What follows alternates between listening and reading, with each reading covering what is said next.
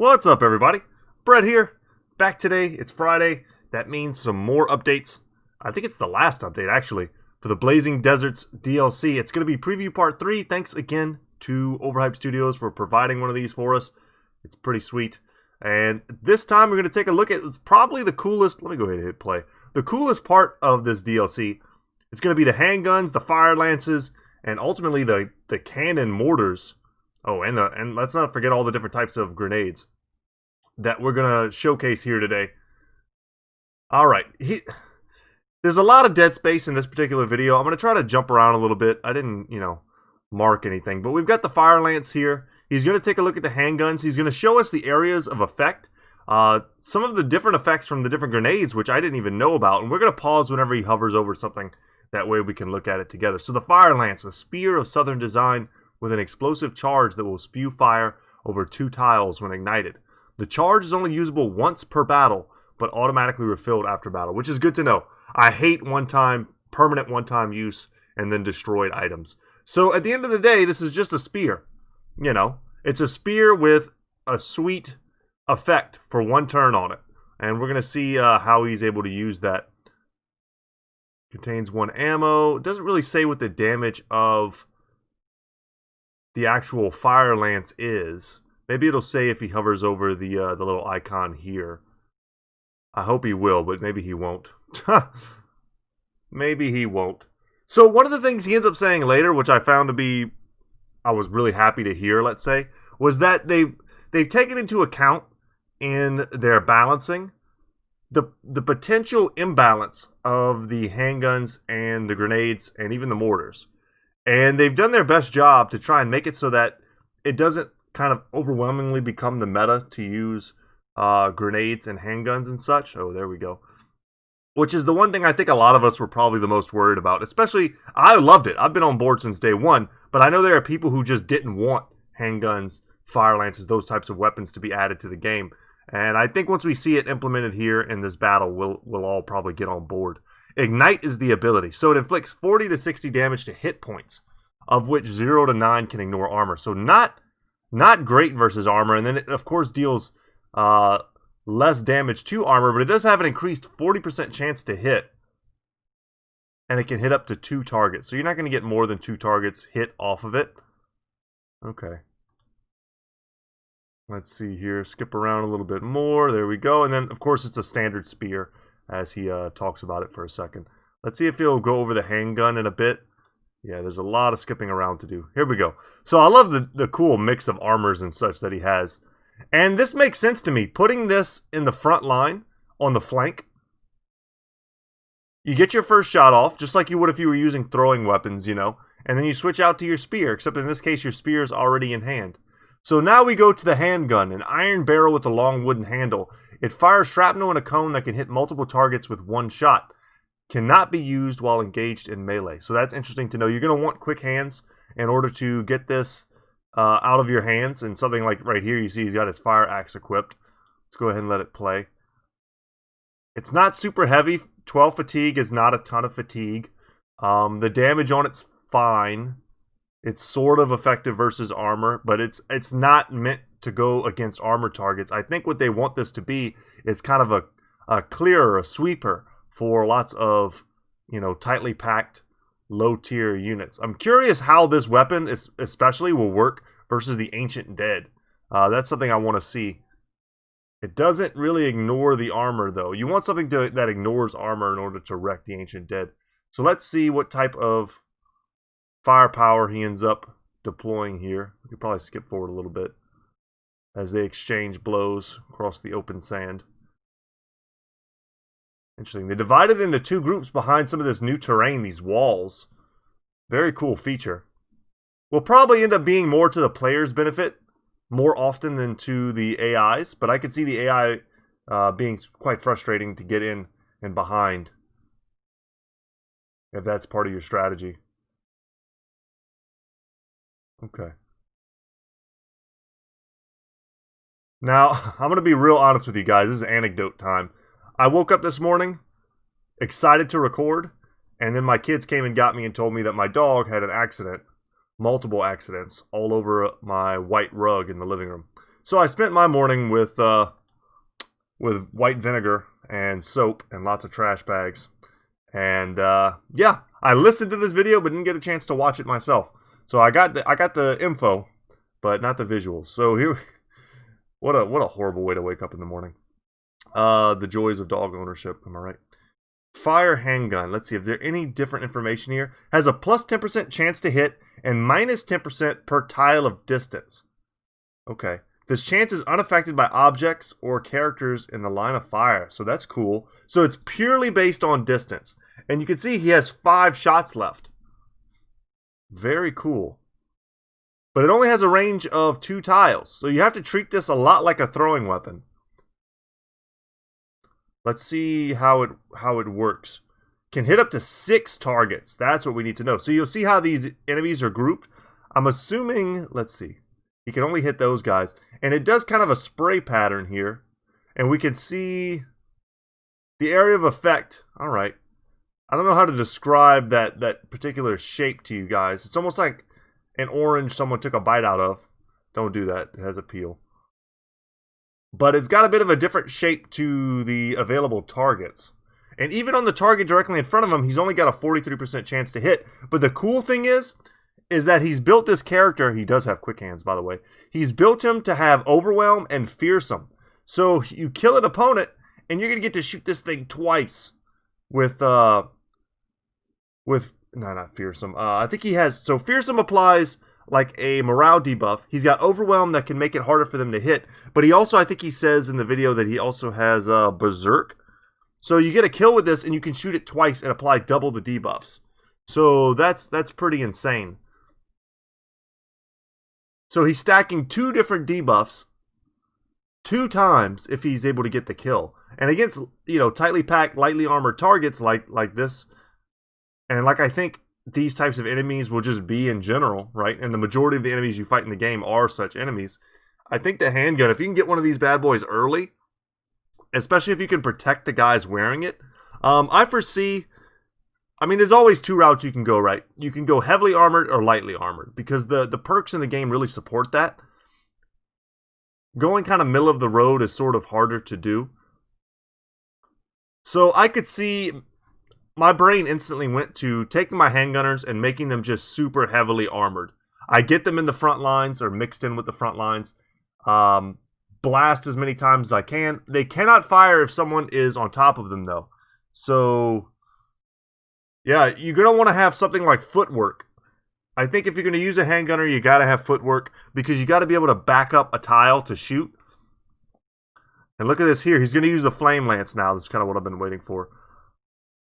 Let's see it shoot. Nice. Hope he hovers over him to see if he applied any type of debuff or something. But it's now empty and useless. So it's just a spear now. And you can see here he can still stab with the spear. So that's also good to know. It doesn't cost so much in terms of your AP that you can't shoot it and then attack with the spear or shield wall or do whatever other ability you got to do in the same turn. Something to protect yourself or to be a bit more offensive. So let's scoot forward a little bit and see where some new information might take place. All right, so here you'll see we're in a different fight. Yeah, we're not missing anything.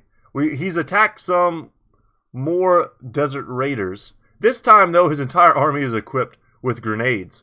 And he's going to run through the 3 different types of grenades. So we're starting with the fire bombs, or the fire pots, as they're called. Range of 3 tiles, so a little bit better than the handgun. We'll set 7 tiles ablaze, so like a nice circle with a center. Burning for 2 rounds is destroyed on use. You only get 1. Okay. So he's also got the flash pots and the smoke pots available to him as well. After listening to him talk about it, I think the smoke pots are probably going to be the most useful in the late game. And the fire pots are just going to kind of always be good. I'm still on the fence a bit about the stunning ones. Like the flashbang grenades. So he's showing you the area of effect right now. Pretty nice. And it's always going to be a bit of like playing some Jenga, trying to figure out which spot goes where. You can get the most damage. Jenga's probably not the right game, right? But okay, there you go. He threw it.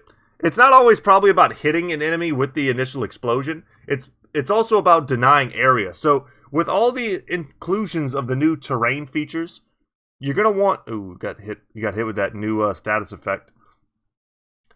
It's gonna be sometimes about putting the fire on the ground where you know it'll do the most good for the next several turns. So he's effectively blocked off the two major choke points of this battle with those areas of effect. Now he's going over the smoke pots. We'll have to probably test on our own independently just how much damage the fire does over time. But the smoke pot, why do I think the smoke pot will be the most effective in the late game, or just kind of the most creatively useful of the bunch? It says here, a small pot that quickly creates a dense cloud when broken on the ground, useful for covering movement. So it allows you to freely ignore zones of control, which is great for escaping with brothers. Footwork, of course, does the same thing. But it also has an effect which I didn't know. Let's go ahead and just keep it playing. Until today. So it also destroys, gets rid of areas of effect that are on the ground.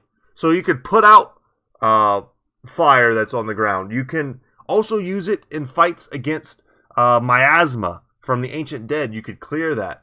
So having a couple of these could be pretty sweet. Let's see, it says it here. Let's see, 7 tiles.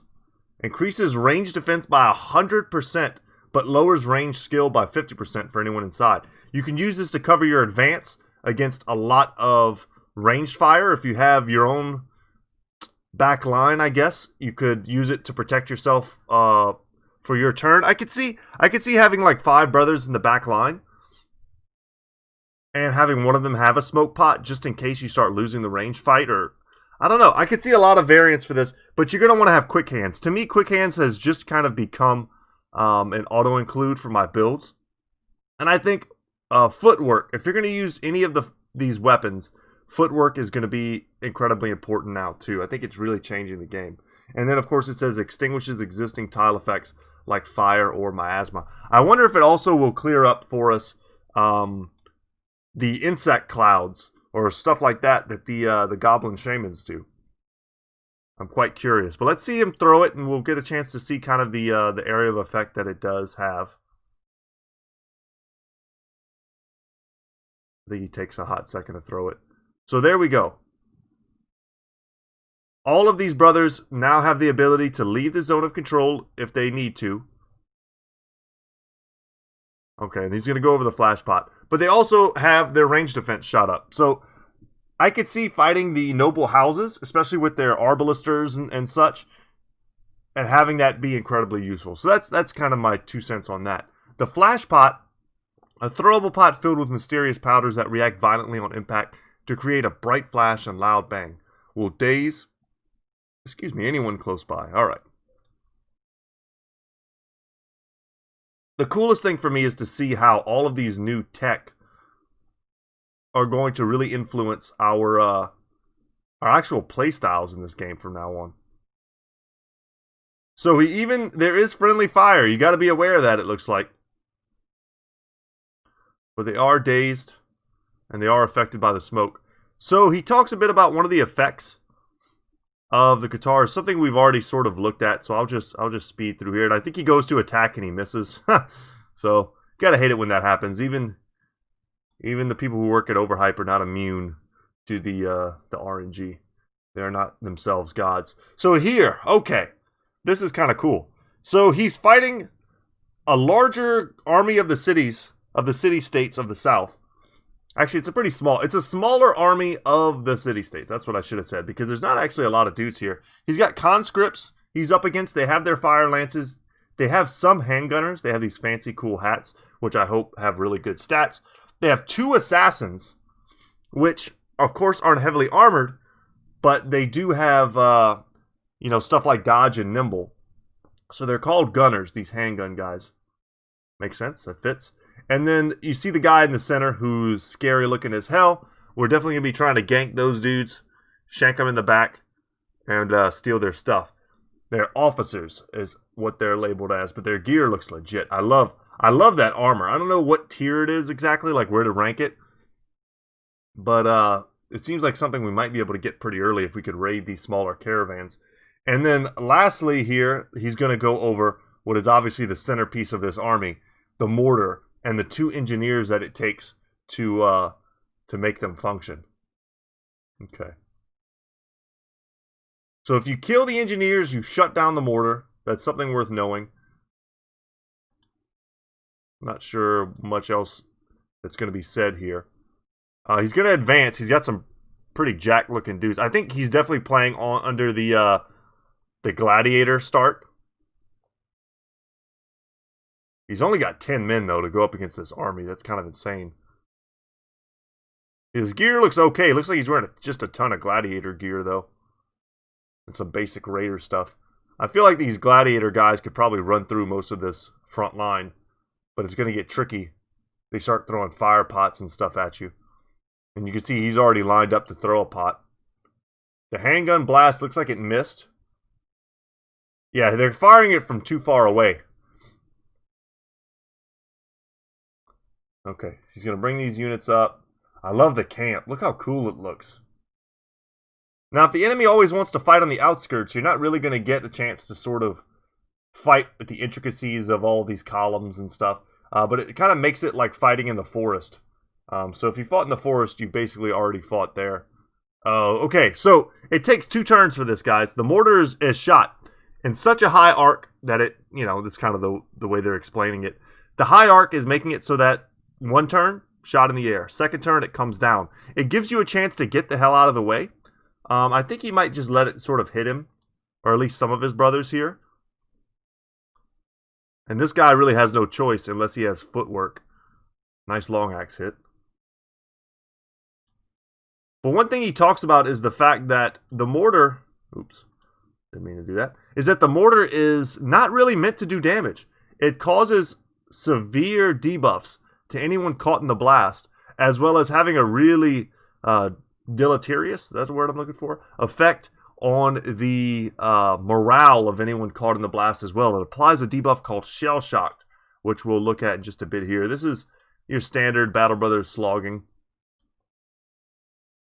I'm most curious really how deadly these assassins are.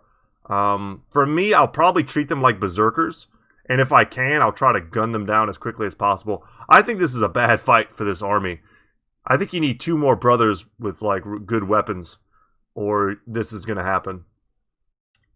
But of course, this is just a showcase battle. It's not really meant to be a serious thing.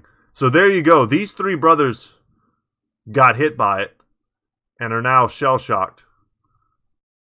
Although it looked like maybe more people than that got hit. But I think maybe we missed a grenade throw or something like that. A flashbang from one of these. It's going to take me a second to remember which grenades are which. The black one I know is the fire. This one's got swirls. Okay, here we go. Shell shock.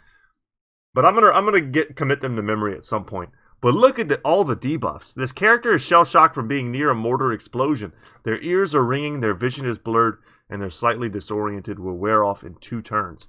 So 10%, not a huge number. On, by any metric, really, 10% damage, minus 10% initiative, resolve, melee skill, etc. But all of these, debuffs added together, and this is quite a lot of them. Is that 7 debuffs? That's not something you can ignore, especially if it's being paired with literally any other debuff. I mean, you got a brother who's got an injury. You got a brother who's got a permanent injury.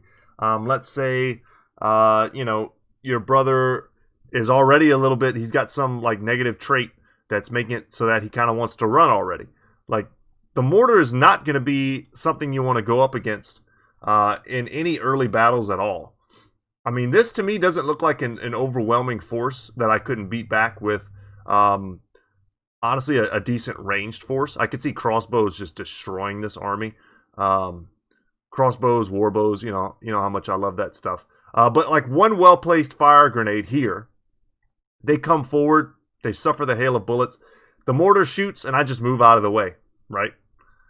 I could see tearing this army to pieces with the right composition. This is a very melee, it's a completely melee-centric build for the purposes of this demonstration. So they're going to, of course, struggle with some of the stuff going on here. But that's pretty much it, guys. I'm happy and thankful once again to have access at least to the review through Overhype.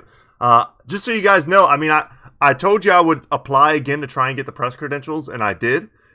I haven't received any word back. I have a feeling that maybe the email on the website, on this actual website, is old and doesn't. You can see here there's a press kit option, but it's not. It hasn't been updated in a long time, and I have no idea where else to who else to talk to if not under the press kit.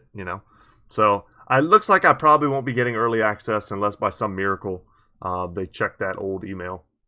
But I'll still be happy to bring you the content whenever it drops. I hope you guys enjoy just hanging out with me for a second and visiting all of the new stuff in this video. Wouldn't be surprised if you went ahead and watched that yourself as well. I don't think I missed anything. I think I did a pretty good job. But that's going to be it for me today, guys. Next time you see me, we'll be playing some Battle Brothers, and we'll be having some fun.